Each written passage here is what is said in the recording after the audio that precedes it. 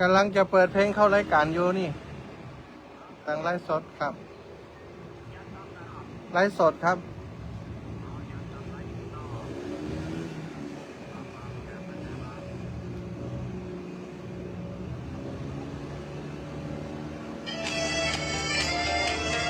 เชิญชวนทุกท่านเข้าวัดเข้าวาฟังธรรมะจากหลวงตาเสริมชีวาให้สุขสดใสยึดมั่นหลักธรรมคำสอนไว้ให้ขึ้นใจความดีรีบทำกันไว้หญิงชายอย่าได้นายนี้ เชิญชวนทุกท่านเข้าวัดเข้าวา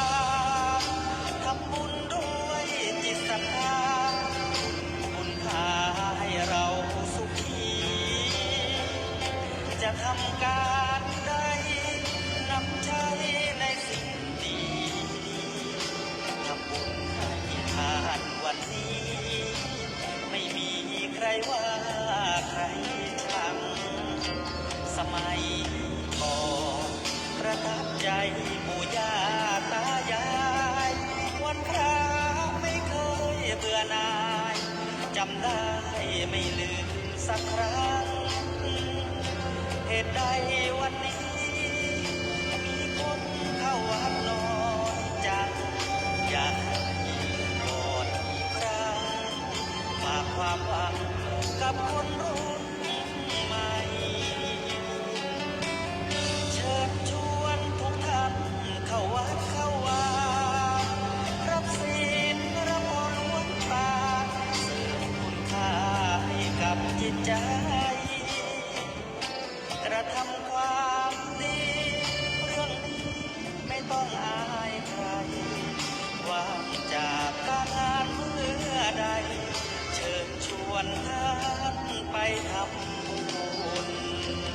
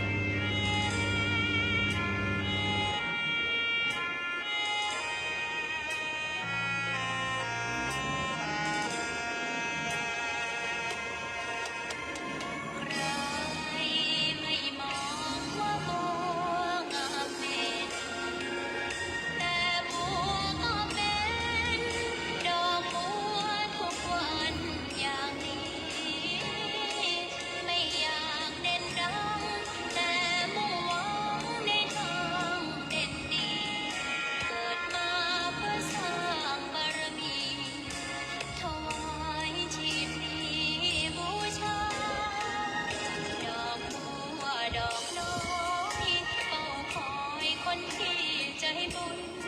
มาโอบเอื้อเกื้อกูลรู้ค่าของบุญเก็บตัวขึ้นมาเพื่อสร้างความดีและเสริมบารมีดังว่าใช้ดอกบัวนี้บูชาพระสัมมาสัมพุทธเจ้า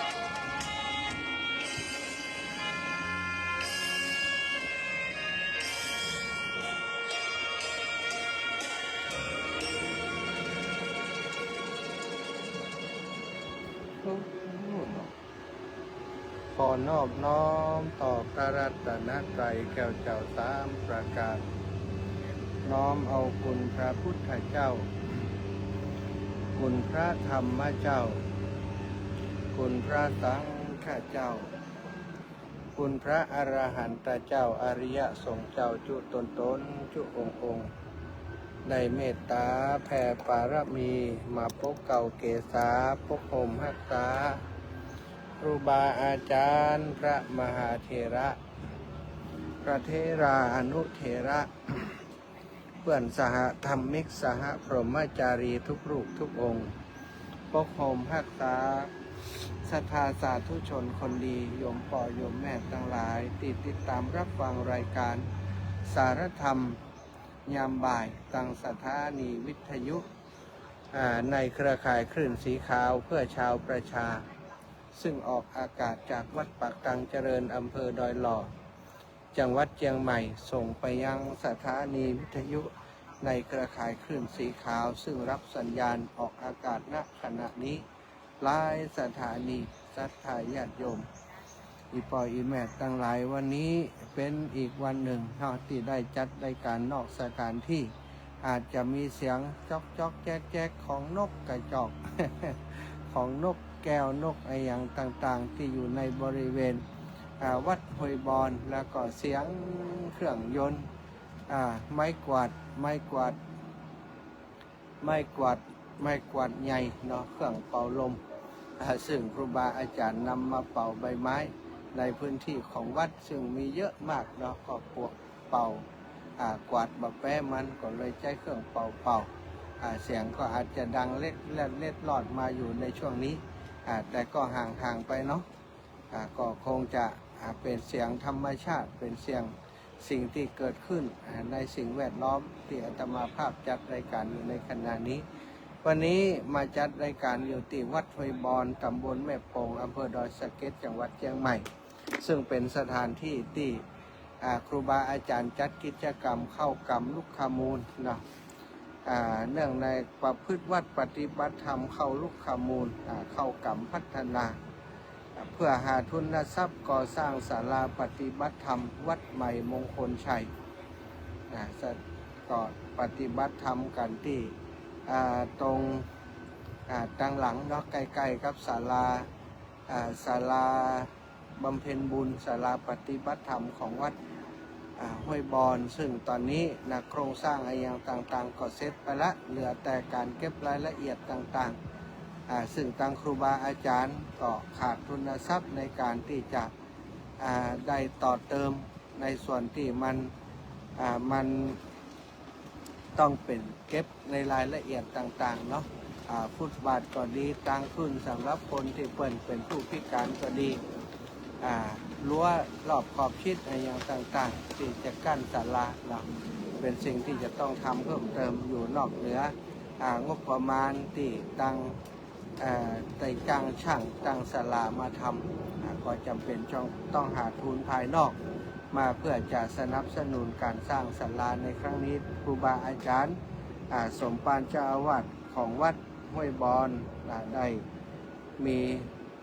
สมณะเมตตาเป็นผู้นำบุญร่วมกับครูบาอาจารย์ท่านพระครูชลทานพิทักษ์จัดกิจกรรมนี้ขึ้นมาก็เป็นกลุ่มเป็นเครือข่ายที่ทำงานด้วยกันมาเมินนานสถายปล่อยแม่ทั้งหลายท่านอาจารย์พระครูชลทานพิทักษ์เจ้าอาวาสวัดแม่ห้องไคร้ที่ปรึกษาโครงการนี้ท่านอาจารย์ก็มีตุปียุ้ยท่านอาจารย์พระครูปรัตสุเมธเป็นมือซ้ายเป็นมือขวาในการทำกิจกรรมต่าง เมื่อตั้งเพเพิ่นต้องการความช่วยเหลือท่านอาจารย์ก็มาสงเคราะห์อนุเคราะห์เพื่อจะให้งานการครั้งนี้เป็นไปด้วยความราบรื่นอาตมาภาพเองนั้นได้รับเมตตาจากครูบาอาจารย์ถึง2 รูปเวลามีกิจกรรมของคลื่นสีขาวก็ดีหรือว่ากิจกรรมส่วนตัวของวัดบรรพตสถิตก็ดีเดี๋ยวอาตมาภาพจัดขึ้นแม้กระทั่งยามเจ็บเป็นเย็นอุ่นเนาะก็ได้ครูบาอาจารย์เหล่านี้คอยให้กำลังใจดูแลซึ่งกันและกันมาโดยตลอดเมื่อเปิ่นมีการมีงานที่วัดของเปิ่นเนาะก็บัลละบัดทิ้งบัดทอดบัดทิ้งกันมาเป็นกำลังใจมาให้กำลังใจมาเป็นกำลังในการทำงานครั้งนี้ให้กับครูบาอาจารย์ได้เดินทางมาตั้งแต่ว่าและปล่อยแม่ทั้งหลายเดินทางมาถึงนี่จัดรายการช่วงเนี้ยเนาะแต่ว่าช่วง 15 นาฬิกาถึง 17 นาฬิกาจัดรายการเสร็จแล้วก็ได้เดินทางจากลำปางมาเพื่อจะร่วมเข้ากรรมลูกขมูลปฏิบัติธรรมเข้ากรรมพัฒนาที่วัดห้วยบอนแห่งนี้ก็จะอยู่กันไปจนถึงวันที่22 กุมภาพันธ์ตอนเช้าวันที่22ตักบาตรแล้วเรียบร้อยก็เป็นอันเสร็จสิ้นพิธีในการเข้ากรรมลูกขมูลพัฒนาในครั้งนี้ก็ขอขอบคุณครับศรัทธาญาติโยมพ่อโยมแม่พี่น้องลำปางเฮาเนื้ออาตมาภาพได้นำปัจจัยได้นำสตังค์ที่ศรัทธาฝากให้ฝากหอมถวายครับท่านอาจารย์พระครูปลัดสุเมธรองเจ้าอาวาสวัดห้วยบอนผู้ทำโครงการนี้เป็นที่เรียบร้อยแล้วน้องแม่ยาเล็กปวารี500โยมแม่ทองเครือชัยคันธา500แล้วก็ท่านอื่นๆอีกก็มีโยมน้องสมจิตอินทรวิจิต100 บาทโยมแม่ย่าเรียบวางสมบัติ100 บาทแม่ย่าอุไรวันอภิธัญญากร100 บาทแม่บุญสายพวงคำ50 บาทแม่อมนวันเล้ากุล500 บาทโยมสมควรใจน้อย100 บาทแม่แก้วดีฟูเทพบรรณาจารา200 บาทก็เป็นปัจจัยที่ศรัทธาญาติโยมได้ตั้งอกตั้งใจฝากให้ฝากหอมมาก่อนนำส่งนำเพื่อครูบาอาจารย์เป็นที่เรียบร้อยแล้วสบายใจได้นะวันนี้นะกิจกรรมตั้งแต่เช้ามาตื่นตี5ศรัทธาญาติโยมตื่นตี4เนาะตี4ก็รอเวลาที่จะได้ทำวัดสวดมนต์ตี5 นาฬิกาตรงตั้งครูบาอาจารย์ที่มาเข้าลูกขมูลกรรมด้วยกันครั้งนี้จำนวน19 รูปได้ปากันมาสวดโยโกห้องที่หน้าพระพุทธรูปประธานที่ศาลาลานที่อาตมาจัดรายการอยู่ในขณะนี้ก็ได้สวดมนต์ทำวัดเจริญจิตตภาวนาเรียบร้อยแล้วศรัทธาประมาณ7 นาฬิกาศรัทธาญาติโยมคณะศรัทธาพี่น้องวัดห้วยบอนแล้วก็ผู้นำท้องถิ่นในพื้นที่หมู่บ้านใกล้เคียงกันตำบลแม่โป่งก็ได้ปากันมาร่วมทำบุญตักบาตรข้าวสารอาหารแห้งตอนเช้าก็ได้ทำกิจกรรมทำบุญตักบาตรท่านอาจารย์พระครูชลทานพิทักษ์ก็ได้กล่าวสัมโมทนียกถาเสร็จจากนั้นก็มีการโยงเข้าบาตรมีการ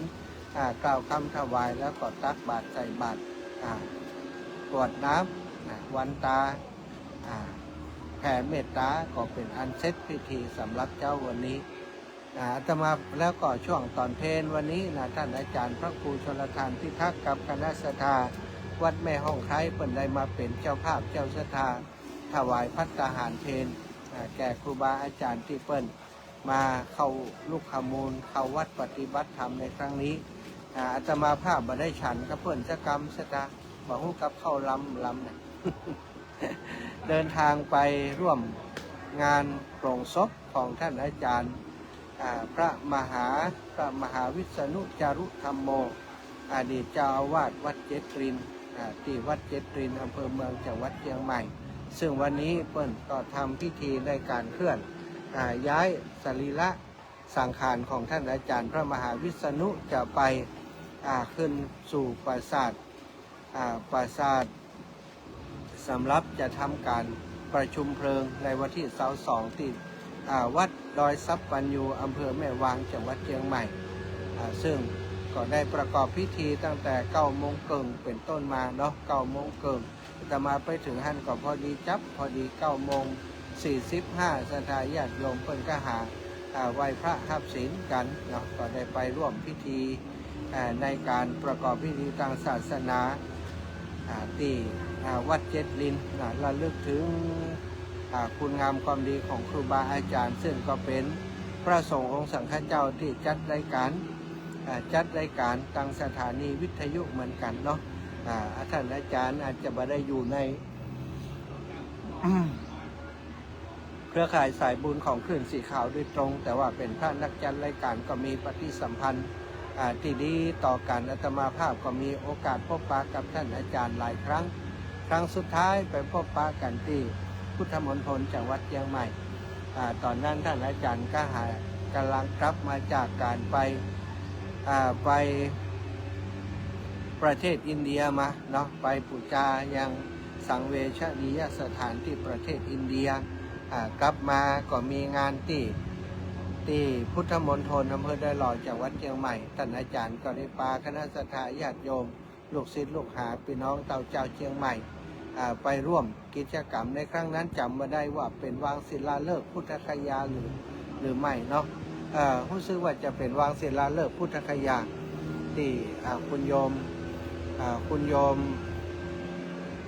เชิดพงษ์แม่จันฟองกิ่วแก้วพร้อมกับลูกหลานซึ่งก็มีคุณโยมเชิดพงษ์กิ่วแก้วได้เป็นผู้ปวารณาสร้างธาตุเจดีย์พุทธคยาให้กับพุทธมณฑลจังหวัดเชียงใหม่ซึ่งท่านอาจารย์พระมหาวิษณุจารุธรรมโมก็ได้ปาศรัทธาญาติโยมไปเยอะนะวันนั้นก็ยังได้ลูกประคำจากท่านอาจารย์อยู่สตาได้ลูกประคำจากประเทศอินเดียท่านอาจารย์ได้นำมาเอามาแบ่งมาปั่นเป็นลูกประคำสีดำโอ้เหมาะดีเนาะก็แจกบนพวงใหญ่เลยท่านอาจารย์เอามาเยอะมากเอามาแจกศรัทธาญาติโยมที่ไปในงานนั้นแล้วก็หลังจากนั้นมาบอกกี่วันศรัทธาได้ข่าวว่าท่านอาจารย์มรณภาพก็ตกอกตกใจว่าเกิดอะไรอย่างขึ้นกับเพื่อนเนาะก็เป็นที่สลดหดหูว่าโอ้ครูบาอาจารย์ยังหนุ่มแน่นอยู่ยังหนุ่มน้อยอยู่อายุ50 ปลายยังกำลังพัฒนาวัดวาอารามเป็นไปในทิศทางที่ดีแต่ได้มาเสียชีวิตไปมีคนโทรมาหาอาตมาว่าหู้ข่าวท่านอาจารย์วิษณุก็ว่าบอกหู้นะเอาไปเอามาก็สุดท้ายก็ได้มีการพูดจากันในสื่อของสถานีวิทยุที่เปิดโทรเข้ามาในรายการว่าบัดเดียวเปิดอยู่โรงพยาบาลและต่อมาก็ทราบว่าเปิดได้เสียชีวิตแล้วได้มรณภาพแล้วซึ่งเมื่อเปิดมรณภาพแล้วครูบาอาจารย์ของท่านอาจารย์และศรัทธาญาติโยมก็ตั้งศพบำเพ็ญกุศลที่วัดเจ็ดรินจำมาได้ว่าวันที่ตะใดเนาะศรัทธาแต่ว่าเปิดได้ทำบุญ100 วันไปเมื่อบ่เมินมานี่เหมือนกันก็แสดงว่าได้เก็บไว้เป็นเวลาหลายเดือนอยู่แล้ววันที่22จะมีการประชุมเพลิงที่วัดดอยซับปันยูวันนี้เลยได้เคลื่อนศพของท่านอาจารย์ไปประกอบพิธีทางศาสนาที่วัดดอยซับปันยูเอาขึ้นสู่ปราสาทเพื่อจะทำการประชุมเพลิงในวันที่22ก็มีศรัทธาญาติโยมศรัทธาพุทธบริษัทคลื่นสีขาวโยมป่อโยมแม่พี่น้องเชียงใหม่ของเราเนาะศรัทธาญาติโยมอุบาสกอุบาสิกาที่ได้นับถือครูบาอาจารย์ท่านอาจารย์พระมหาวิษณุเป็นครูบาอาจารย์ได้ไปร่วมงานกันเต็มวัดศรัทธาวัดเจ็ดลินจนปอบมีที่ปอคับแคบไปจนปอบมีที่อยู่เนาะคนเต็มถึงครูบาอาจารย์พระสงฆ์องค์สังฆเจ้าพระมหาเถระทั้งหลายหลวงพ่อรองเจ้าคณะจังหวัดเชียงใหม่วัดพระสิงห์วัดพระสิงห์วัดเจดีย์หลวงอีกหลายวัดที่เป็นไปร่วมบำเพ็ญบุญในวันนี้ในฐานะตนบุญเนื้อนาบุญที่นิมนต์ไปประกอบพิธีบางรูปบางองค์ก็ได้ไปร่วมพิธีในฐานะเป็นเพื่อนสหธรรมิกสหพรหมจารีกันวันนี้ได้ไปปะกับท่านอาจารย์พระมหาประสิทธิ์ซึ่งก็เดิมก็จัดรายการด้วยกันที่ใน ในสถานีวิทยุคลื่นสีขาวปัจจุบันนี้ท่านอาจารย์ได้อาพาธเมื่อครั้งก่อนเนาะเส้นเลือดตีบเส้นเลือดนี่ในสมองเส้นเลือดแตกในสมองปัจจุบันนี้ก็ฟื้นฟูสุขภาพเกือบจะปกติแล้วท่านอาจารย์ว่าก็เหลืออีกเล็กน้อยเวลาอู้อย่างนี้มันกำอู้เสียปากมันแบบตันสมอง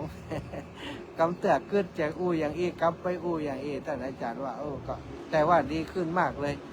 สื่อสารการอู้จากการถ้าไผ่บอกหู้มาก่อนว่าท่านอาจารย์ได้ประสบปัญหาสุขภาพในเรื่องนี้ก็คงจะดูบะออกเนาะอาตมาเองก็บอกว่าอาจารย์บัดเดียวนี้ถ้าพอไปแล้วก็98-99%แล้วเนาะแถมสักน้อยก็คงได้มาจัดรายการตามที่ท่านอาจารย์เพิ่นเคยจัดรายการเคยกันมาเนาะแล้วเพิ่นก็วันนี้เพิ่นก็รอไปส่งสรีระสังขารของท่านอาจารย์พระมหาวิษณุจารุธรรมโมที่วัดดอยสัพปัญญูด้วยกันอันนี้ก็เป็นสหธรรมิกสหพรหมจารีที่ดีต่อกันของท่านอาจารย์พระมหาวิษณุสถานก็ขอใช้พื้นที่ตรงนี้เนาะประกาศให้ศรัทธาพี่น้องตังที่ฟังรายการอยู่ตังเชียงใหม่เนาะฟังรายการอยู่ตังเชียงใหม่ถ้าตอนนี้ที่ตังวัดดอยสัพปัญญูเป็นยังบ่ถ่ายทอดสดเรื่องเนาะก็อาจจะก็สัญญาณจากตรงนี้หรือว่าถ้าเปิดไปถึงพุ่นแล้วก็อาจจะก็สัญญาณจากวัดดอยสัพพัญญูไปแล้วพี่น้องตังลำปางไปจะมาร่วมบุญร่วมกุศลประชุมเพลิงงานศพของท่านอาจารย์พระมหาวิษณุจารุธรรมโมซึ่งจะมีการประชุมเพลิงที่วัดดอยสัพปัญญูอำเภอแม่วางจังหวัดเชียงใหม่ในวันที่22นะตอนเจ้ากับประกอบพิธีทางศาสนาประมาณ9 โมงเกิงไปถึง11 นาฬิกา11 นาฬิกาก็ถวายเพลหลังจากนั้นประมาณบ่ายโมงก็เริ่มประกอบพิธีทางศาสนาช่วงบ่ายภาคบ่ายจนไปประชุมเพลิงประมาณ4 โมงเย็นก็มาแน่ใจเหมือนกันว่าเพื่อนจะเหมือนกับศพของพระสงฆ์รูปอื่นๆก่อนเนาะก็คือประชุมเพลิงช่วงตอนค่ำอันนี้ก็ต้องคอยติดตามต่อไปเนอะแล้วก็ขอบคุณครับศรัทธาที่ไปป้ากันในงานบำเพ็ญบุญในการนำสรีระสังขารของท่านอาจารย์วิษณุเนาะไปที่อำเภอแม่วางวันนี้ก็ได้พบปะกับศรัทธาอีแม่ขันแก้วนาลือเปรมปรีได้ถวายปัจจัยบำรุงค่าน้ำค่าไฟมาซองหนึ่งแม่พวงพกาบ้านอุโมงค์และก็แม่สายทองปากกองบ้านอุโมงค์ก็ได้รูปถวายปัจจัยมาแม่บุญเพียรไทยกรทำบุญส่วนตัวอาตมาภาพมาแล้วก็แม่บุญเพียรไทยกร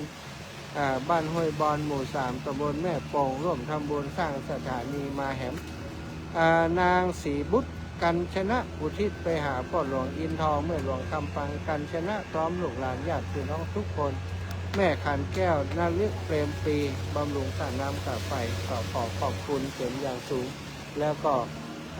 โยมแม่อย่างแม่เดี๋ยวนี้แม่พรทิพย์บ้านสันพเนตรได้ถวายปัจจัยสมทบบำรุงสถานีวิทยุมา200 บาทแล้วก็ถวายเป็นเสาที่ของสถาบันธรรมาภิวัตรของท่านอาจารย์พระสาธิตธีระปัญโย800 บาทได้โอนไปให้เรียบร้อยแล้วเนอะโยมแม่แล้วก็ตะกี้มีญาติโยมจากทางแม่สายคุณแม่อำพรแซ่บูได้โทรมาว่าได้โอนปัจจัยเข้ามาถวายเจ้าฟ้าของหลวงปู่เจ้าฟ้าที่วัดม่อนจอมพอ2,000 บาทและร่วมโรงทานกับอาตมาภาพมาแหม500 บาทเนอะจะถักก็ที่วันที่21อาตมาภาพจะไปทำโรงทานที่วัดลิงการเนอะจะถักอำเภอตำบลหนองลมอำเภอห้างชัดจังหวัดลำปางเนาะนี่ก็เป็นกิจกรรมที่ได้ทำวันนี้เอามาให้ศรัทธาพ่อแม่ทั้งหลายได้โมทนาเนอะพบปะกันในวันนี้วันที่อย่างแล้ววันที่19เนาะเดือนกุมภาพันธ์2568ศรัทธาญาติโยมเวลาบ่ายนี้บ่าย15 นาฬิกาถึง16 นาฬิกาพบกับอาตมาภาพ16 นาฬิกาถึง17 นาฬิกาบันแน่ใจว่าท่านอาจารย์พระครู สิริธรรมบัณฑิตเปิ่นจะเข้ารายการได้ก่อนเนาะเดี๋ยวจะติดต่อไปทางลำปางถ้าเปิ่นเข้าได้ก็เตรียมตัวแล้วก็เข้ารายการนะจะได้บ่ได้มึงได้กองกันเนาะช่วยประสานงานท่านพระครูสิริธรรมบัณฑิตว่าจะเข้ารายการต่อจากหลวงพ่อไหมนะก็ถ้าเปิ้นเข้านะก็จะพบกัน1 ชั่วโมงถ้าเปิ้นเข้าก็คงจะอยู่ด้วยกัน2 ชั่วโมงกลับมาแล้วเจ้าอนุโมทนาสาธุโยมแม่ป้านายนะเกษณีชัยเทพพบปะกันที่ปุ่นเนอะนึกว่าปะกันแล้ววันนี้คนเยอะแม่ป้านายพอหาป้านายตั้งบนปะเป็นว่าเปิ้นมานั่งจอมพร้อมอยู่ตั้งลุ่มป้านายแล้วก็แม่ครูธัญญาก็ปะกันวันนี้เราปะกันหลายท่านหลายคนก็มาทักทายปราศัยกันขอขอบคุณนะพี่น้องเชียงใหม่นะแฟนรายการของเสียตมาภาพจัดรายการอยู่ทุกวันก็มีโยมแม่ทั้งหลายเหล่านี้แหละที่คอยติดตามเพื่อกำลังใจกันมาโดยตลอดศรัทธาญาติโยมอุไปอุมาเดี๋ยวจะมีสารธรรมมาฝากมาแบ่งมาปันกันเนาะก็ขอนำสารธรรมมาฝากมาแบ่งปันกันเนอะอันเป็นคำได้รับหนังสืออันจากท่านอาจารย์พระมหาประสิทธิ์ท่านอาจารย์พระมหาประสิทธิ์นะธรร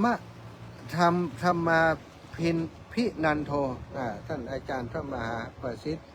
ธรรมาพินันโทปรริญญาธรรม8 ประโยคนักธรรมเอกเจ้าอาวาสวัดช้างคำอำเภอป่าซางจังหวัดลำพูนท่านอาจารย์ได้ถวายหนังสือคำมงคลมา1 เล่มมีหนังสือที่ดีมีคุณค่าสิทธิพุทธังกิจจังมะผู้คนไหลมานะชาลิตินี่สิทธิธรรมังกิจต่างมะเข้าของไหลมานะชาลิติสิทธิสังฆังจิตต่างมะเงินทองไหลมาชาติติชิมพรีมหาลาพังพระวันตุเมสภะมังมงคลใดๆในโลกล้วนดีๆจงมีแด่ทุกท่านเถิดในหนังสือนี้เป็นหนังสืออันเป็นคำกลอนต่างๆที่ท่านอาจารย์เพิ่นได้ประพันธ์นะจะเดินทางต้องรู้ดูหมายทิศด้วยรู้คิดพินิจทวนอย่างท่วนทีอีกรอบคอบกอบเหตุผลที่ตนมีจะถึงที่บรรลุหวังดังตั้งใจนี่ใจเย็นใจเย็นใจเย็นไม่ชัดเจนเรื่องใจจะใจร้อนท่องพุทโธเอาไว้ใส่ใจก่อนใจที่ร้อนก็จะเย็นกลายเป็นบุญนานชาตาเป็นหนังสือที่ดีมากแต่ว่ามีขายนะเพิ่นเอาถวาย อนุโมทนาบุญกับในเมตตาครูบาอาจารย์ท่านอาจารย์พระมหาประสิทธิ์พระมหาประสิทธิ์ธรรมาพินันโทเป็นอย่างสูงเนาะศรัทธาญาติโยมวันนี้ก็ได้ขอนำสารธรรมมาฝากมาแบ่งมาปันศรัทธาอีปล่อยอีแม่ตั้งหลายนะในชีวิตประจำวันของคนเฮาทุกคนเนาะคงแบบมีภัยติแบบมีปัญหาเกิดขึ้นเลยในชีวิตประจำวันคนที่มีปัญหานะหรือว่าปัญหาบ่สามารถจะทำอย่างที่เปิ้นได้คือพระอรหันต์เนาะศรัทธาตราบใดที่เฮายังบ่ใจพระอรหันต์ก็ยังมีปัญหาอยู่แต่ความจริงพระอรหันต์ก็ยังมีปัญหาแต่ว่าเปิ้นอยู่เหนือปัญหาทั้งหลายบ่ทำให้พระอรหันต์เจ้าทั้งหลายเปิ้นวันไหวได้อีกแล้วเนาะแต่ว่าหมู่เฮาทั้งหลายนี่ที่เป็นผู้ทุชนอยู่เมื่อมีปัญหาเกิดขึ้นก็ย่อมจะมีความหวั่นไหวก็ย่อมจะมีความทุกข์เป็นธรรมดาถ้าเฮาจัดการกับปัญหาเหล่านั้นบ่สำเร็จก็จะเกิดทุกข์ถ้าแก้ปัญหาเหล่านั้นได้หรือว่าแก้ปัญหาสำเร็จก็จะมีความทุกข์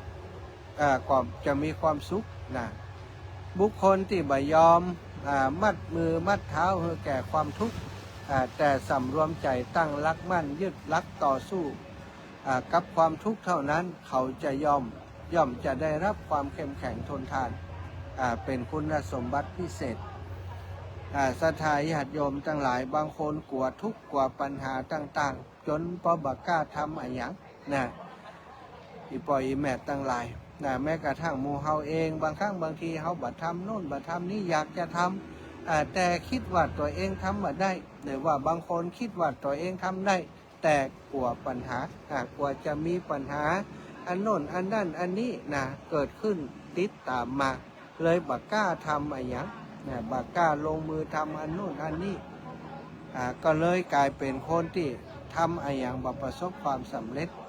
หลายๆคนกลัวปัญหาซะได้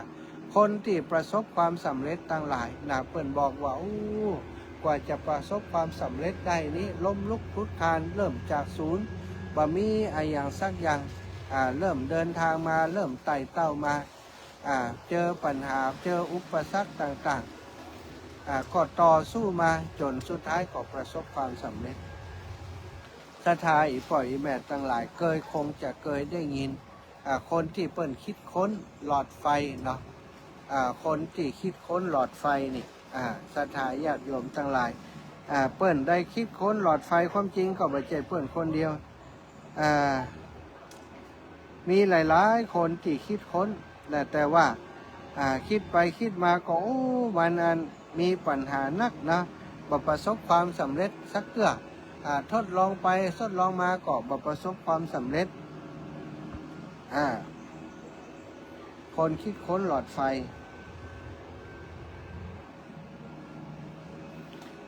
ทอมัสเอดิสันเนาะทอมัสเอดิสันคือคนที่คิดค้นหลอดไฟเป็นที่รู้จักในฐานะผู้พัฒนาหลอดไฟที่ใช้งานได้จริงเชิงพาณิชย์คนแรกของโลกในปีพุทธศักราช 1879 โดยพัฒนาใส่หลอดจากวัสดุคาร์บอนก็คือไม้ไผ่ทำให้แสงส่องสว่างได้นานและก็นำมาใช้จริงได้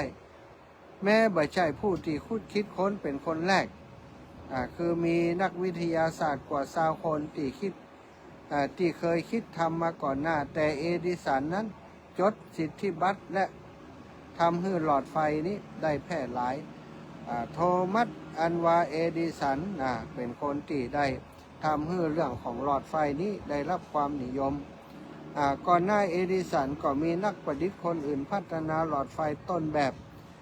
เช่นฮัมฟรีย์เดวีผู้ประดิษฐ์หลอดไฟอาร์คในปี 1802 โจเซฟสวอนนักวิทยาศาสตร์ชาวอังกฤษจดสิทธิบัตรหลอดไฟใส่คาร์บอนก่อนเอดิสันเพียงเล็กน้อยเอดิสันได้ซื้อลิขสิทธิ์ของเฮนรี่วูดเวิร์ดและแมทธิวอีเวนมาพัฒนาต่อจนสำเร็จ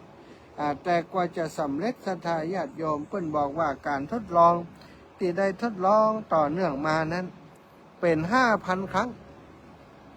ความล้มเหลวนี้เป็น 5,000 กว่าครั้งว่ะก็จะได้หลอดไฟมาก็จะได้หลอดไฟอย่างที่เฮาใช้อยู่ทุกวันนี้ก็มีการพัฒนามาเรื่อยๆแต่แรกๆนี่ศรัทธาญาติโยมหลอดไฟรุ่นแรกๆนี้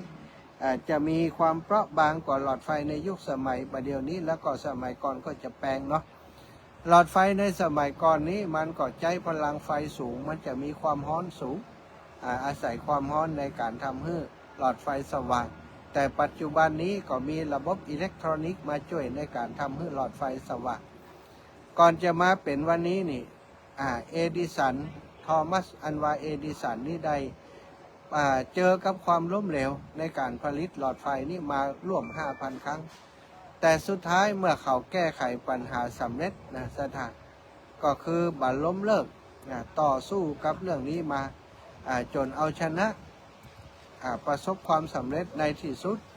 ก็จึงได้มีหลอดไฟแพร่หลายอย่างทุกวันนี้เนี่ยศรัทธาญาติโยมอีปล่อยแม่ลองคิดพอว่าการที่มันมีปัญหานั้นความจริงแล้วมันก็เป็นเรื่องที่ดีทำให้เขาถ้าทางนี้มันบ่สำเร็จก็ค้นคว้าหาแนวทางใหม่ในการทำให้มันประสบความสำเร็จเพื่อนบอกว่าคนเฮานี้ถ้าเฮาบาดถอยบาดท้อแล้วก็บาดถอยเดินหน้าอยู่ตลอดเวลาสุดท้ายเขาก็จะถึงที่หมายแต่ถ้าคนเฮาท้อแล้วก็ถอยไปที่หมายจะยิ่งใหญ่เพียงใดก็ตาม ถ้าเฮาท้อแล้วก็ถอยไปย่อมจะเดินไปบ่ถึงที่หมายนั้นศรัทธาญาติโยมการปฏิบัติธรรมของเฮาก็เหมือนกันการที่เฮามีชีวิตในแต่ละวันปัญหาที่เกิดขึ้นในชีวิตเฮาก็ถือว่าปัญหาเหล่านั้นมาทดสอบบารมีของเฮามาทดสอบการปฏิบัติธรรมของเฮาพระพุทธเจ้าสอนอย่าได้ลูกแก่โทโสโมโหโทสะโมหะความโกรธความโลภความโกรธความหลงคือมีสติควบคุมมันตลอดหลายคนก็เข้าใจแล้วข้าพเจ้าจะบ่โกรธข้าพเจ้าจะบ่โมโหแต่วันดีคืนดีนี่มีคนมาด่าเขาอาจจะเข้าใจผิดอะไรอย่างสักอย่างมายืนด่าเขายังสถาถ้าเขามีสติสถาด่ากูอย่างกูมีความผิดอย่างโมโหโทโสกันด่าตอบกันไปมาด่าตอบกันทะเลาะวิวาทกันในที่สุดก็สร้างปัญหาใหม่เกิดปัญหาใหม่การที่มีคนมาด่ามาว่าตำหนิติเตียนเฮานั้นเป็นโอกาสที่เฮาจะทดสอบธรรมะในใจเฮาว่าเฮานี้จะเป็นคนขี้โคตรมากน้อยเพียงใดเป็นคนที่มีจิตใจเยือกเย็นมากน้อยเพียงใดถ้าเฮายังขี้โคตรอยู่แสดงว่าเฮาก็จะต้องปฏิบัติแหมนักอยู่ศรัทธาญาติโยมทั้งหลายคนเฮาถ้ามันมีอย่างมาพิสูจน์ก็คือปัญหานี่แหละถ้าปัญหามาทำให้เฮาได้ตระหนักถึงสิ่งที่เฮามีอยู่จริงหรือบ่มีจริงถ้าเฮามีธรรมะอยู่จริงมีความนักแน่นมีความอดทนมีความใจเย็นเพียงพอคนจะด่าจะว่าจะแย่เฮาก็บอกโกรธพร้อมที่จะให้อภัยถ้าอย่างนั้นแสดงว่าโอเคเฮาพ้นแล้วพ้นจาก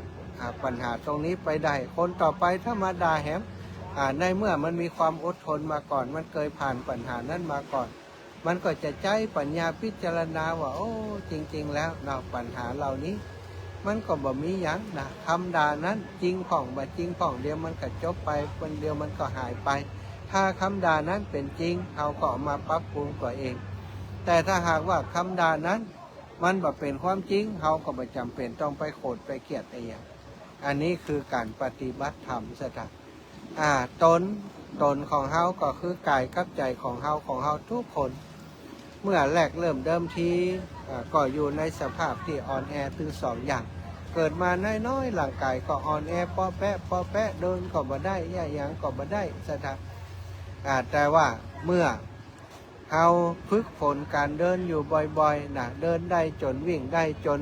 ออกกำลังอยู่บ่อยๆกินข้าวออกกำลัง แล้วก็มีกำลังกายแข็งแรงขึ้นมามีเป็นคนที่แข็งแรงขึ้นมาในด้านจิตใจก็เช่นเดียวกันถ้าเขาบ่มีการฝึกฝนศรัทธาญาติโยมจิตใจของเขาก็จะอ่อนแอมีปัญหาอย่างน้อยก็ท้อแท้ท้อถอยบ่สู้ปฏิบัติธรรมน้อยเหน็ดเหนื่อยเมื่อยล้าน้อยก็ท้อแท้ท้อถอยบ่สู้สุดท้ายก็บ่ถึงเป้าหมายสักอย่างสักเรื่องแต่ถ้าเราพัฒนาถึงด้านร่างกายถึงด้านจิตใจทำให้ร่างกายนี่แข็งแรงทำให้จิตใจนี่แข็งแรงด้วยการร่างกายก็กินข้าวกินอาหารที่ถูกต้องตามสุขลักษณะออกกำลังกายสม่ำเสมอถ้าต้องการกำลังแขนกำลังขากำลังแขนก็ต้องยกเวทยกกล้ามหรือว่าทำงานที่มันได้ยกน้ำหนักยกอย่างต่างๆมีการเคลื่อนไหวอยู่ตลอดถ้าอยากจะให้มีกำลังขาก็ต้องมันฝึกเดินฝึกวิ่งอย่างต่างๆนักวิ่งสถากว่าจะวิ่งได้เปิดต้องฝึกวิ่งฝึกฝนทุกอย่างต้องอาศัยการพัฒนาการฝึกฝนหมดต้องอาศัยความอดทนหมดบ่มีไอ้อย่างเกิดมาแล้วพบร่างกายจะแข็งแรงปึงปังมาตั้งแต่น้อยเป็นไปบ่ได้ต้องค่อยๆพัฒนาให้เข้มแข็งเรื่อยๆจิตใจก็เช่นเดียวกันจิตใจไม่ใช่ว่าอยู่ดีๆมันก็เข้มแข็งขึ้นมามันต้องผ่านการฝึกฝนจากเฮาก่อนจากอย่างแสดงเอาอย่างมาเป็นตัวฝึกฝนก็เอาธรรมะของพระพุทธเจ้ามาเป็นการฝึกฝนอย่างที่ตมาอูตะกี้อยากจะรู้ว่าตัวขี้โคตรว่าขี้โคตรตัวเป็นคนที่มีความอดทนมากแค่ไหนถ้ามีคนมาด่าถ้าเขาบอกโคตรแสดงว่าเขามีธรรมะข้อนี้แล้วมีความอดทนมีความนักแน่นแล้วเบาหูเบา บ่อ่อนไหวง่ายนี่ถ้าเขาอยากจะได้เจออย่างดีๆงามๆเนาะถ้าเขายับยั้งชั่งใจได้บ่ไปอยากเกินเหตุมีความเพียงพอมีความสันโดษในความเป็นอยู่ต่างๆเขาก็จะบัดเดือดร้อนในการแสวงหาสิ่งเหล่านั้นถ้ามีสติปัญญาอยู่ตลอดเวลาทำอย่างก็ใจปัญญาพินิจพิจารณาถึงหลักการและเหตุผลบ่ให้เดือดร้อนตนบ่ให้เดือดร้อนผู้อื่นก็แสดงว่าเขามีปัญญาสามารถขจัดปัญญาของเขาเข้มแข็งสามารถขจัดความหลงในเรื่องต่างๆของชีวิตเขาไปได้อันนี้ก็คือสิ่งที่ปัญหามันจะมอบความเข้มแข็งให้กับเขาศรัทธาญาติโยมต้องอาศัยการฝึกฝนการอบรมจึงค่อยเข้มแข็งแข็งแกร่งกล้าขึ้นโดยลำดับภาวะแวดล้อมในปัจจุบันนี้เองเป็นเครื่องหรือว่าเป็นอุปกรณ์แห่งการฝึกฝนที่ดีอย่างยิ่งปฏิบัติธรรมไม่ได้หมายถึงว่าจะต้องหนีไปอยู่ในป่าคนเดียวปฏิบัติธรรมการประพฤติปฏิบัติธรรมที่แท้จริงเขาก็อยู่ในโลกนี่แหละอยู่กับคนนี่แหละแต่ว่าฝึกฝนจิตใจให้เข้มแข็งเมื่อมีอารมณ์ต่างๆที่บ่ชอบมากระทบชอบบ่ชอบหรือเฉยๆมากระทบต่างๆเพื่อได้เข้าใจเพื่อได้รู้ทันเรื่องราวต่างๆที่มันเกิดขึ้นโดยเหตุนี้เราทุกคนที่เกิดมาในโลกจึงควรฝึกฝนตนด้วยความอุตสาหะพยายามเพื่อตนได้ผ่านปัญหาความคัดข้องต่างๆที่เกิดขึ้นมันนักมันมากเข้าไว้ก็จะได้ประโยชน์จากชีวิตอย่างคุ้มค่าเหมือนเล็กศรัทธาญาติโยมที่ผ่านเตาหลอมหลายๆครั้งจะกลายเป็นเล็กที่กล้าขึ้นในที่สุดมนุษย์เราก็เช่นเดียวกันถ้าเขาผ่านปัญหาอุปสรรคต่างๆได้ยิ่งผ่านปัญหาอุปสรรคได้มากมายก็จะมีทำให้เกิดมีประสบการณ์ในการใช้ชีวิตมากขึ้นเพราะฉะนั้นคนเปิ่นจึงถามคนว่ามีประสบการณ์ก็ประสบการณ์นี่หมายถึงว่าผ่านการแก้ปัญหาต่างๆมามากน้อยเพียงใดอันนั้นแหละคือประสบการณ์ของชีวิตของคนเฮาทุกๆคนศรัทธาญาติโยมตนเป็นสิ่งที่ถ้าฝึกอบรมดีแล้วย่อมมีความสามารถเตียงไกลขึ้นมาได้อย่างอัศจรรย์บุคคลที่ฝึกอบรมตนแล้วเต็มที่แล้วจึงครองชีวิตอยู่เหนือโลกเหนือเหตุการณ์ชุนลมุนวุ่นวายของโลกได้เสมอเขาได้พรพิเศษจากชีวิตอัตตาหิสุทันเตนะนาถังละพติทุลละพังผู้ที่มีตนฝึกฝนดีแล้วย่อมได้ที่พึ่งซึ่งได้โดยยากนี่ก็ได้เป็นพุทธภาษิตที่องค์พระสัมมาสัมพุทธเจ้าได้ตรัสไว้ศรัทธาอยากได้พรอันประเสริฐนี้ก็หีบฝึกฝนตนเองพรประเสริฐมาได้เกิดขึ้นง่ายๆเกิดขึ้นจากการฝึกฝนของเขาเองเนาะเอาละได้อุจามาพอสมควรแก่เวลาและกาละสำหรับวันนี้ในชั่วโมงแรกนะบอกว่าท่านพระครูสิริธรรมวันนิชจะตอบว่าอย่างไรตะกี้ให้น้องนัดได้แจ้งไปแล้วว่าเช็คเปิ่นจิมถามเปิ่นจิมว่าพร้อมจะออกรายการก่อนนะเดี๋ยวผมจะสอบถามครับยังมาตอบมาเกิดกำลังสอบถามศรัทธาญาติโยมขออนุญาตประชาสัมพันธ์ขอเชิญร่วมทำบุญเป็นเจ้าภาพทอดผ้าป่าสามัคคีงานทำบุญประพฤติวัดปฏิบัติธรรมเข้าลูกขมูลกรรมเข้ากรรมพัฒนาเพื่อหาทุนทรัพย์หรือว่าปัจจัยในการก่อสร้างศาลาปฏิบัติธรรมวัดใหม่มงคลชัยวัดห้วยบอนกำหนดการเริ่มตั้งแต่วันพุธที่18 กุมภาพันธ์ก็คือตะวันนี้ขึ้น2 ค่ำเดือน6ถึงวันเช้าวันอาทิตย์ที่22 กุมภาพันธ์พุทธศักราช 2569 ขึ้น6 ค่ำเดือน6ณวัดใหม่มงคลชัยขอเชิญร่วมบุญเป็นเจ้าภาพดังนี้เจ้าภาพถวายเต้นพระสงฆ์ปฏิบัติธรรมชุดละ799 บาทเจ้าภาพถวายปัจจัยพระสงฆ์ปฏิบัติธรรมชุดละ 1,000 บาทเจ้าภาพกันเทศชุดละ 1,000 บาทเจ้าภาพภัตตาหารเช้ามื้อละ 1,500 บาทเจ้าภาพภัตตาหารเพลมื้อละ 2,500 บาทเจ้าภาพถวายน้ำปานะมื้อละ 1,500 บาทเจ้าภาพ ผ้าป่าสามัคคีกองบุญละ299 บาทศรัทธาญาติโยมอยากจะร่วมสมทบร่วมบุญร่วมกองทุนอะไรยังก็เรียนเชิญเจริญพรได้สามารถติดต่อร่วมทำบุญได้ที่วัดใหม่มงคลชัยห้วยบอนตำบลแม่โป่งอำเภอดอยสะเก็ดจังหวัดเชียงใหม่นะผ่านธนาคารกรุงเทพบัญชีวัดใหม่มงคลชัยเลขที่บัญชี 486-054-5328 เนอะศรัทธาญาติโยมโอ้อันอีแม่จดตันนะอาจารย์เนี่ยโทรมาถามเตี่ยตมาได้เนอะจะบอกคืออยากจะร่วมบุญพระป่าสามัคคีสมทบการสร้างศาลาบำเพ็ญบุญครั้งนี้ก็เรียนเชิญเจริญพรแจ้งมาได้เนาะติดเบอร์อาตมานี่เลยแต่ว่าถ้าจะโอนก็โอนเข้าบัญชีวัดใหม่มงคลชัยเลขที่บัญชี 486-054-5328 เอ้าศรัทธาญาติโยมปั่นเวลาให้ศรัทธาญาติโยมได้โทรเข้ามาก่อน0808844173เนอะโทรเข้ามาได้0808844173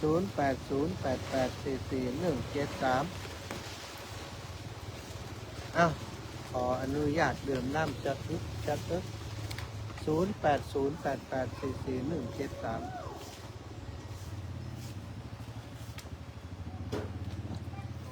ศรัทธาญาติโยมเนอะใครจะไปร่วมบุญงานปอยหลวงเนาะปอยหลวงวัดลิงก้านตำบลหนองลมอำเภอห้างชัดจังหวัดลำปางของเราซึ่งก็จะมี3 วันด้วยกัน19 20 21เนาะ19 20 21 19น่าจะเป็นวันดา20ก็ขอตานเข้าละนะ21ก็ขอตานเข้าขอตานออกตานหัววัดเพื่อนจะฉลองหอหลักกังกับอันเสนาสนะต่างๆที่ได้มีการพัฒนาซ่อมแซมพัฒนาขึ้นมาเนาะที่วัดหลิงก้านนะอาตมาภาพจะนำโรงทานก๋วยเตี๋ยวไปร่วมบุญในครั้งนี้โดยก็มีโยมแม่ย่าเล็กปาวลีอินสุวรรณได้เป็นเจ้าภาพเจ้าภาพรักแล้วก็ท่านอื่นๆก็สมทบร่วมบุญมาหลายคนหลายท่านเจริญพรโยมแม่เลนูเจ้ากับแม่สาวเจ้าท่านมหาเจ้าแม่ท่านมหาไปวัดดอยสุพรรณยูกับเจ้าที่22วันนี้22เส้นนี้แล้วก็ชดไปอยู่แม่ได้เจอกันจะทำบุญวัดมันพุทธสถิตได้กับแม่สถานีเจ้าสักหน่อยสักหมื่นกับพ่อกะต้องนัดได้ลงไปซื้อไก่แม่ซื้อบัตรทัว63มาเขาอายุ63วันนั้นยอมแม่ยาเล็กผ่านหันว่าตกขั้นใดวะตกขั้นใดวะดวงพันดีเนาะแต่เปิ่นซื้อนะเปิ่นซื้อมันทุ่มเขามาแกอ้อมลุ้นไปวะตกคนแรกตกกับหกมันก้าตกหกอะละห้อง63อ่ะขยมได้ตัวเห็ด20 บาท2 ตัว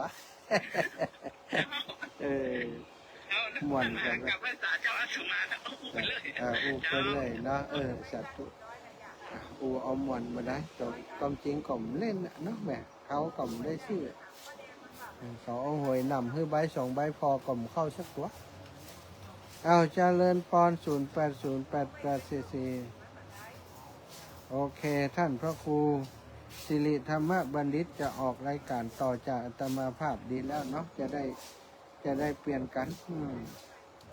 ก็เป็นเวลาที่เคยมอบให้เปิ่นมาก่อนแล้วก็เปิ่นหายไปเมินอะไรมาได้จัดท่านอาจารย์เจ้าโยมแม่อุไรวันฝากทำบุญอาจารย์พิษณุจิมก็เจ้า100 บาทเจ้าขอบคุณมากสาธุแม่อุไรวันอภิธัญญากรได้นะอาจารย์พระมหาวิษณุจารุธรรมโม08088441730808844173ศรัทธาญาติโยมทางลำปางทางเชียงใหม่น่าจะถ่ายทอดของงานศพของท่านอาจารย์พระมหาวิษณุจารุธรรมโมท ที่จะเคลื่อนศพไปวัดดอยสัพพันยูแม่วางในขณะนี้นะตั้งสถานีวิทยุ 104.50 เมกะเฮิรตซ์ก็ติดตามดูแลเนาะแต่เจ้าก็หันเปิดไปถ่ายทอดอยู่ที่วัดเจ็ดลิ้นคงจะติดตามไปที่อันวัดดอยสัพพันยูไปเนาะศรัทธาญาติโยมมีแหมก่อมีแหมไหมมีอีกไหมตะกี้แม่เรนูนี่จะฟังทางใดแม่เรนูนี่น่าจะฟังทาง Facebook ไลฟ์แม่เรนูนี่ฟังทาง Facebook ไลฟ์โยมแม่ถนอมนำวงก็ฟังทาง Facebook ไลฟ์เก่งน้ำเดียวนี่ ฟังทาง Facebook กันไปนักสถานีตังลำปางก็ออกอากาศอยู่วันที่21ปะกันที่ลำปางเนอะที่วัดลิงก้านนะศรัทธาญาติโยมแล้วก็วันที่22ใครจะมาร่วมงานที่วัดดอยสัพพันยูตัวก็เตรียมตัวกันมาเนอะมาเปิดประกอบพิธีตอนเจ้าเนาะถ้าเขามาร่วมประชุมเพลิงก็เกินวันก็กลับได้ถ้าร่วมประชุมเพลิงก็บ่าย4 โมงวันที่22เนอะอาตมาเสร็จจากนี้ก็คงจะแวะที่ดอยสัพพันยูเลยเสร็จพิธีจากที่นี่ก็แวะดอยสัพพันยูลำปางถ้าใครจะมาต้วยหาก็มาเด้อเจริญพรเจเดี๋ยวท่านพระครูสิริออกเด้อก็จากวัดก็จากของลำปางเด้อวัดไฟหินเปิ้ลครับสัญญาณของท่านนะฮะอยู่นะครับผมเช็คคือแล้วครับโอ้สาธุกับผมจากภาษาครับวัดไฟหินรับสัญญาณอยู่เนาะก็ภัยวัดห้วยบอลก็จะมีงานไปจนถึงวันที่22เนื้อไผ่สะดวกมาวันใดก็เจริญพรพี่น้องสันทรายโยมน้องพรโยมเจ้หมวยเนอะมาแอวหากันกิมเนาะโยมน้องพรรัตนังศรัทธาพี่น้องตั้งสันกำแพงเนอะอยู่บักไกลกันนะดอยสันทรายสันกำแพงดอยสะเก็ดเราพื้นที่รอบมาร่วมบุญด้วยกันได้เนาะเปิดสร้างศาลาใกล้จะเสร็จแล้วศรัทธายังเก็บรายละเอียดนู่นนั่นนี่แหมก็ต้องการปัจจัยส่วนหนึ่งเพื่อจะไปเก็บรายละเอียดต่างๆของศาลาให้เรียบร้อยบริมวลแล้วก็จะได้ถวายไว้ในพุทธศาสนาน่าจะเป็นปีหน้าจะได้มีปอยหลวงทุกปียุ้ยบอกนะถ้าจะปีหน้าพุทธเพราะว่าปอยหลวงเตื้อหนึ่งนี้เอาศรัทธาต้องมีปัจจัยหลายสตางค์อยู่นิมนต์หัววัดกาใช้จ่ายนู่นนั่นนี่จิปาถะเนาะก็คงจะต้องรอไปเป็นปีหน้านะแต่ปีนี้ขออย่างไรก็ขอได้สร้างได้ทำให้มันเสร็จเรียบร้อยบริบูรณ์ก่อนที่จะมีปอยหลวงในปีที่จะถึงปีหน้าเนาะไม่ย่านวลยอดคำบันไปทางใดนี่ดับปิ้งเย็นไวนี่ วันพรุ่งนี้จะแวะหาเนอะย่านวลยอดคำปันไม่ย่านวลยอดคำปันล่างไปเก็บอันนี้กะไม่ย่านวลยอดคำปันวันพรุ่งนี้จะแวะไปหาพรุ่งนี้จะเข้าไปทางเมืองปานไปผ่านเปิดอยู่กับแปลงหินไปกับแปลงหินออกไม่แจ่มเนาะโคตรแก่ซ้อนออกเมืองปานแม่นวลยอดคำปันวันพรุ่งนี้จะแวะไปหาเนอะแม่นวลยอดคำปันเอาละศรัทธาญาติโยม15:56 นาทีก็ขอบคุณทุกคนที่ติดตามรายการอยู่ในขณะนี้ศรัทธาพี่น้องเชียงใหม่ศรัทธาพี่น้องทางลำปางแฟนรายการสาระธรรมยามบ่ายทุกคนทุกท่านอนุโมทนาบุญขอบคุณที่ติดตามรับฟังเป็นกำลังใจให้กำลังใจกันขอความสุขความสัสดีจงมีแก่ศรัทธาสาธุชนทุกคนทุกท่านจัตตารโอธรรมาวทันติอายุวันโนสุขังภะลัง